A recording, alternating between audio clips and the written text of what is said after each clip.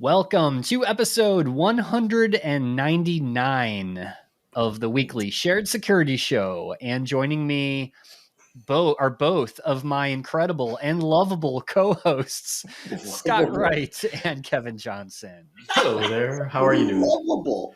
There are many people who would disagree with lovable as a description of me, but we think you're lovable, Kevin. I appreciate that. And as you can see there, Scott and I we have our Shared Security swag. Kevin didn't get the memo.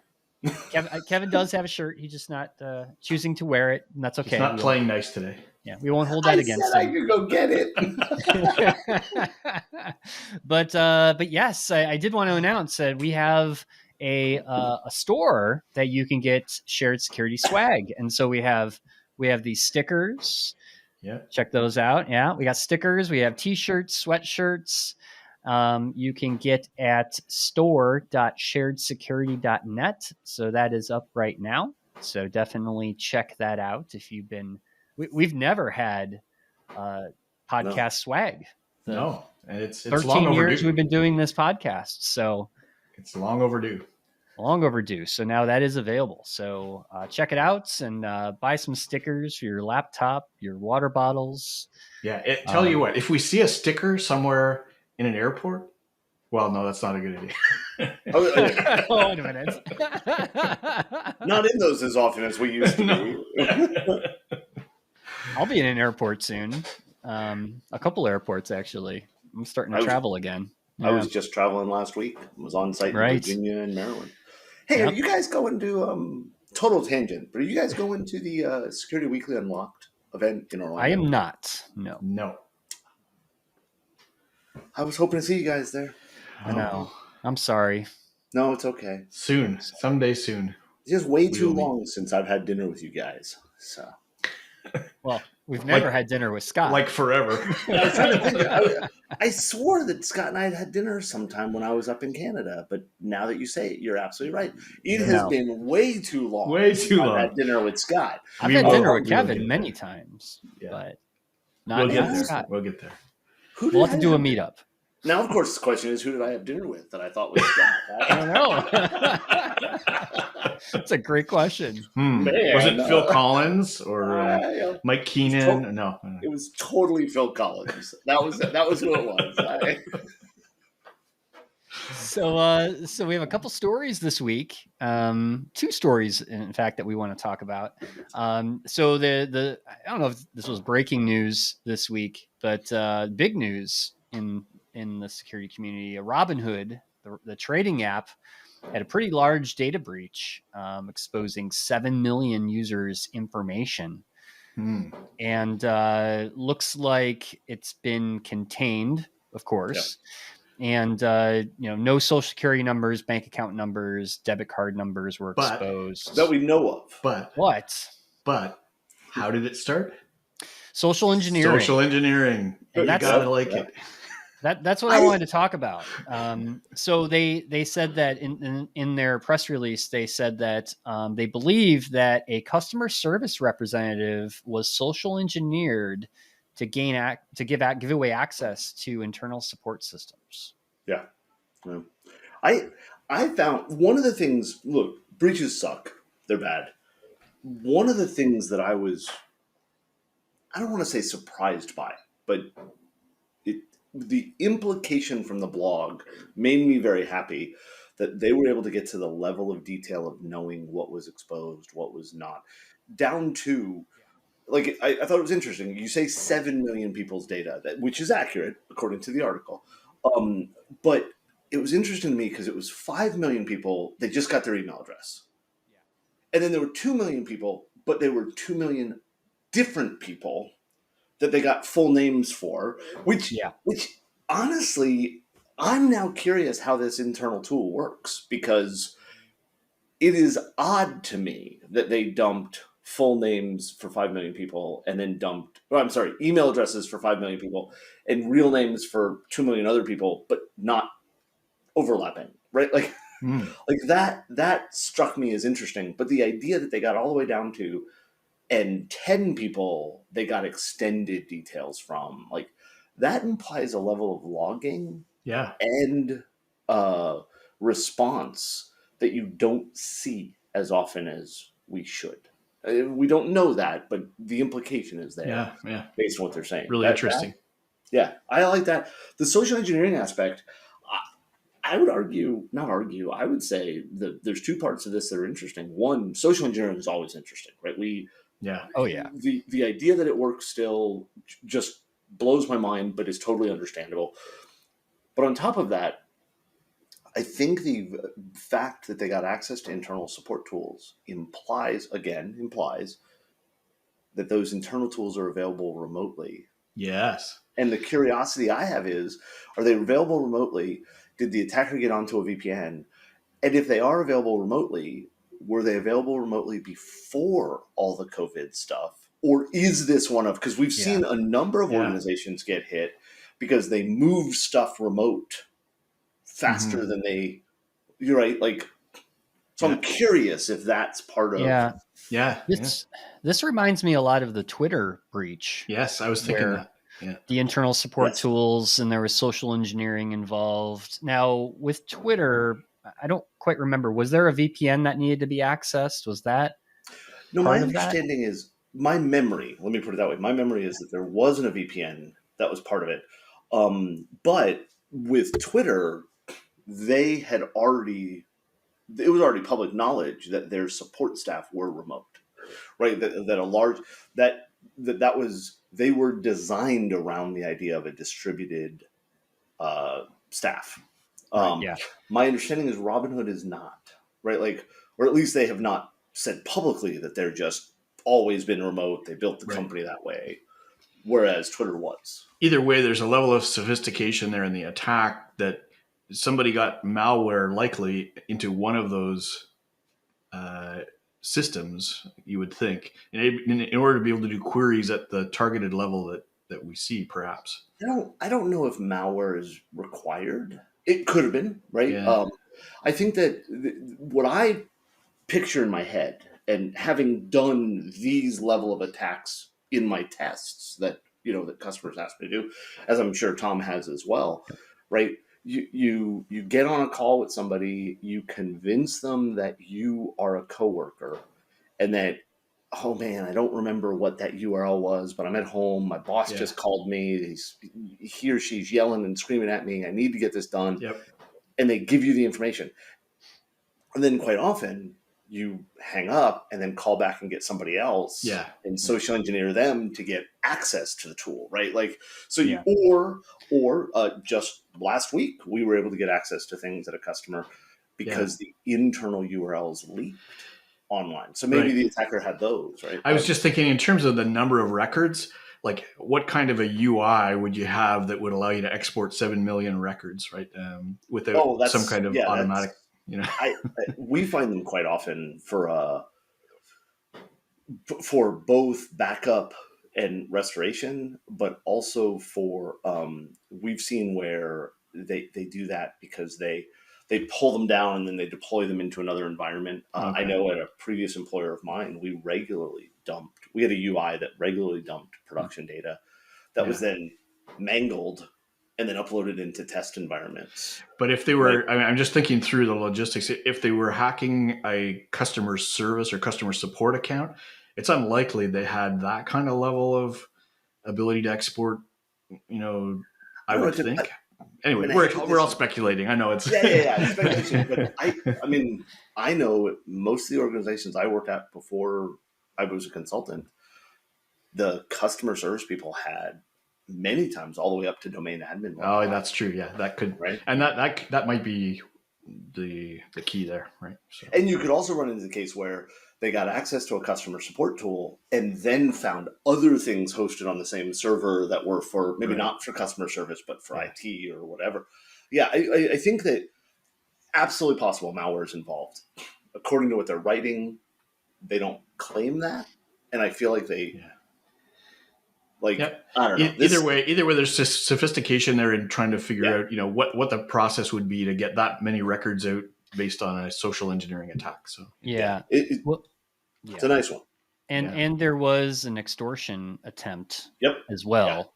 So that is very much that's the MO of like ransomware, but there was no ransomware. It doesn't appear to be involved in this, but there was an extortion attempt. So extortion doesn't work real well when you have an organization, and I would expect nothing less from an organization that had Caleb in their leadership. That extortion doesn't work real well when you're willing to say, "Hey, man, we all screwed up. This is what happened." Right? Like that to me, I respect that. That's Well, I agree. Just a good response. Yep. What does it mean to go off the grid? Well, for most of us that are constantly relying on our phones, tablets, and laptops, it means shutting them off and doing some other activity like enjoying nature or spending time with friends and family. Now, you're probably a lot like me and struggle with turning off or putting down that smartphone because we always feel the need to be constantly connected. Listen, it's hard to go off the grid, but the good news is that there are products that can help.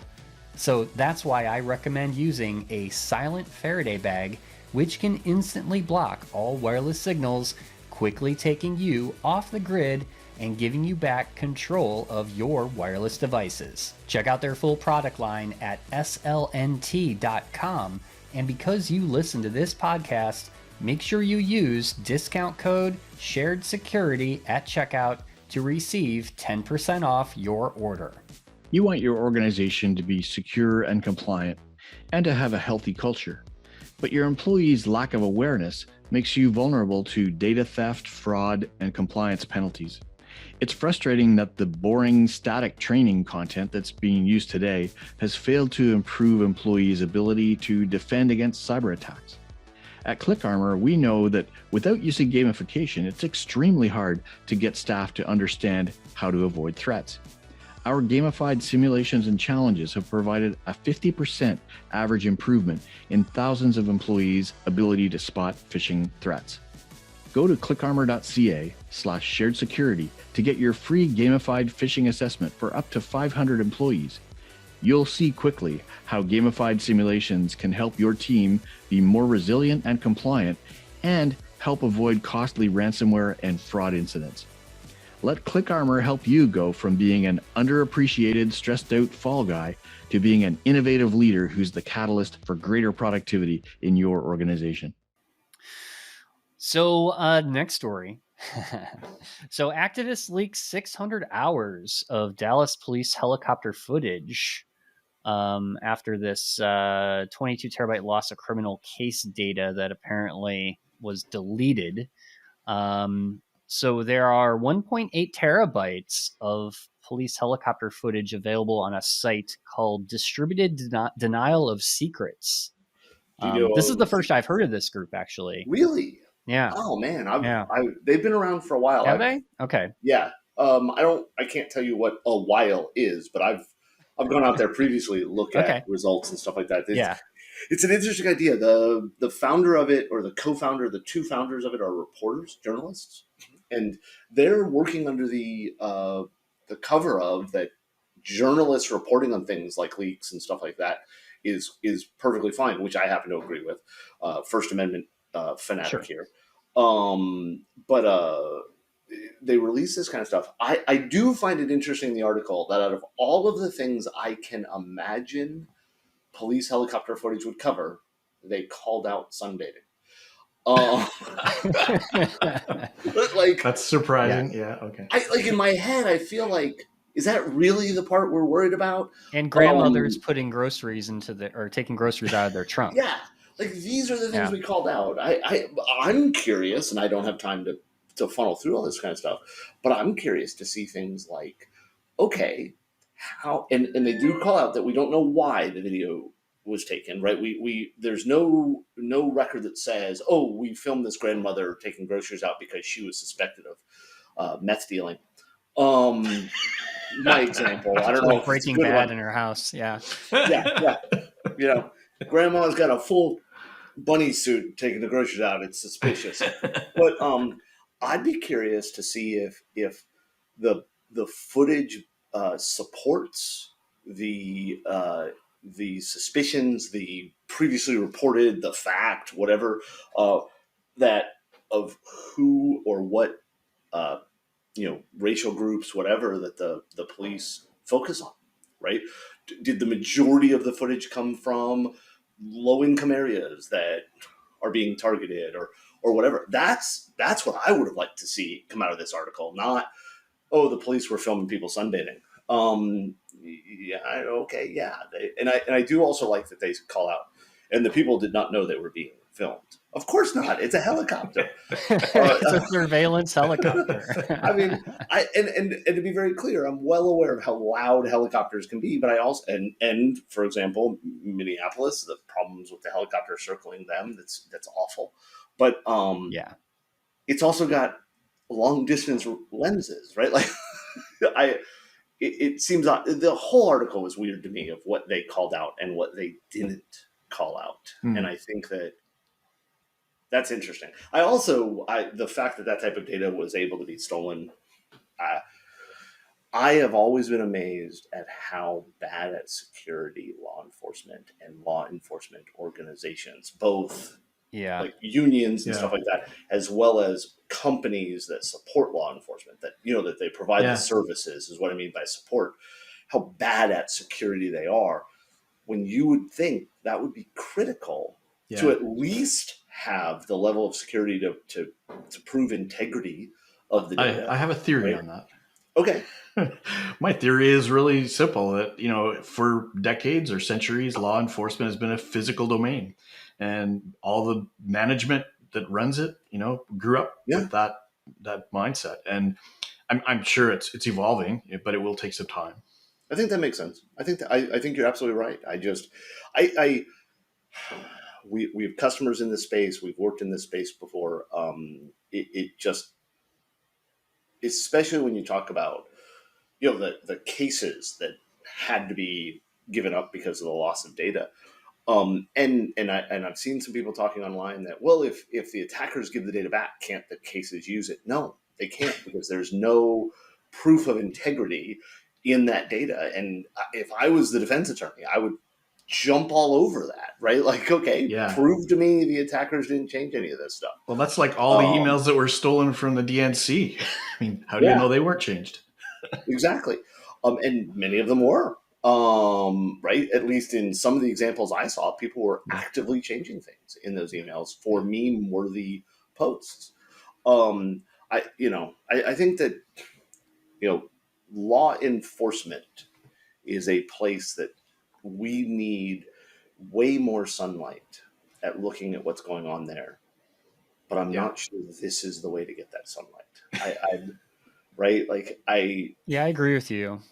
Yeah. I mean, I saw this more of like a privacy kind of issue of people are being surveilled because some guy, whoever's in the helicopter is like, ooh, some girl sunbathing. I'm going to, spy on them. And, when that person probably thinks that nobody is watching them or recording them, that to me is the privacy concerns and maybe abuse of power, I guess. There probably should be some more safeguards around activation of the cameras and stuff, right? So, well, one of the things, jumping to a hot button topic that people get upset about, body cameras, right? There is a concern about body cameras. If the police come to my front door and they have body cameras on, and that's good, but at the same time, they're filming. If they come into my house, they're filming inside my house. And in Florida, that data is publicly available. There's some guards around it and requests you have to do and everything else like that. But anybody could request that video and see inside my house. And there's absolutely a privacy issue there. Yeah. The question then becomes, is the privacy issue overwritten by the importance of knowing what's right? Like, I don't know. I'm not smart enough. The needs of the many outweigh the needs of the few. I don't know. That's a good quote. I'm not smart enough to know the right answer. I do believe body cameras are good. I do believe having accessibility to this type of footage is good. I could also argue that maybe that's not the right place to spend money in having a helicopter fly around a city and just film random people. Yeah. I don't know. Excellent topics. Good stuff. Yeah. So a little bit shorter episode today, but some good topics nonetheless. Yeah. So with that, Go out and buy some swag, and we'll talk to you next time. And this is going to become a marketing show, right? No. And now a break for between stories. Yes. But yes, check out our new store.sharedsecurity.net. And of course, we are on Twitter at SharedSec. And if you would like to contact us, give us feedback about the show, you can send it to feedback@sharedsecurity.net or the contact us form on our website. Awesome. All right, everyone. Well, thanks again for listening. Thanks See you next time, to folks. those of you, and talk to you all next week. That's all for this week's show. Visit our website, sharedsecurity.net, for all previous episodes and to sign up for our email newsletter. Looking for Shared Security merch? Be sure to check out our online store at store.sharedsecurity.net. Don't forget, you can always find us on Twitter at SharedSec, and please hit that like and subscribe button below. Thanks for watching, and I'll see you next week for another episode of the Shared Security Show.